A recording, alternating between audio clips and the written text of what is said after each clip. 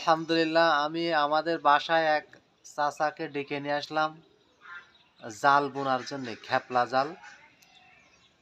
খেপলা জালের যে সমস্ত জিনিসপত্র লাগে সব কিছু চাচা আর আমি বাজার থেকে গিয়ে কিনে আনছিলাম, বাগাছড়া বাজার থেকে। আজকে আমাদের বাসায় চাচা এসেছে সকালবেলায়। আমার মুখ ধোয়ার আগেই চাচা হাজির। চাচা এখন জালগুলো সব পরিদর্শন দেখলো এবং তার যেগুলো বাজার থেকে কিনে আনছিলাম সেগুলো সব চাচা সকালবেলা বের করে এই যে আপনাদের দেখাচ্ছি, এই যে সেই জাল, খেপলা জাল বানাবো, কেটে কেটে সব আনা। এখানে এই যে কাটা, এখানে আরও কাটা আছে।